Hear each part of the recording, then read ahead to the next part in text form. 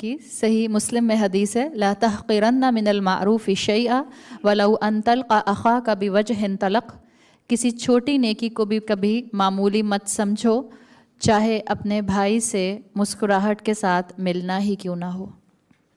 کیا پتہ آپ یہاں اوپر کلاس میں آ رہی ہوں، سیڑھیوں میں آپ کو کوئی بھی اپنی جان پہچان کی خاتون ملیں اور آپ ان کو دیکھ کر مسکرائیں اور سلام کریں، اور صرف اس ایک مسکراہٹ اور سلام کی وجہ سے کیا اللہ ہمیں جنت نہیں دے سکتا؟ اللہ غفور اور رحیم ہے، آپ کی اور میری ایک نیکی کی وجہ سے ہمیں جنت دے سکتا ہے۔ تو چھوٹی نیکیوں کو بھی کبھی انڈر اسٹیمیٹ نہ کریں، لیکن کیا پتہ کسی کو سلام کرنے سے ہی اللہ مجھے اور آپ کو جنت دے دے۔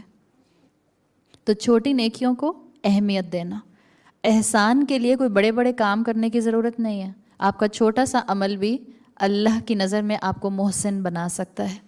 آپ امیجن کریں اس شخص کو جس شخص نے راستے سے پتھر ہٹایا تھا، اور رسول اللہ صلی اللہ علیہ وسلم کی حدیث کے مطابق اللہ نے اس کے اس پتھر ہٹانے کی وجہ سے اس کو جنت دے دی تھی۔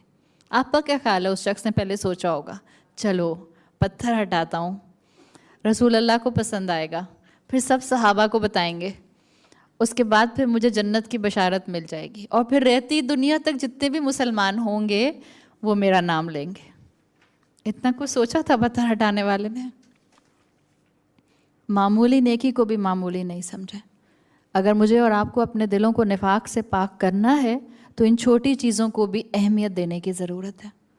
اللہ کے لیے ہر چیز کو خالص کرنا، ہم کبھی کبھی بڑے اعمال کو اللہ کے لیے خالص کرنے میں اتنا مصروف ہو جاتے ہیں کہ ہم اپنے چھوٹے چھوٹے عمل اللہ کے لیے خالص کرنا بھول جاتے ہیں۔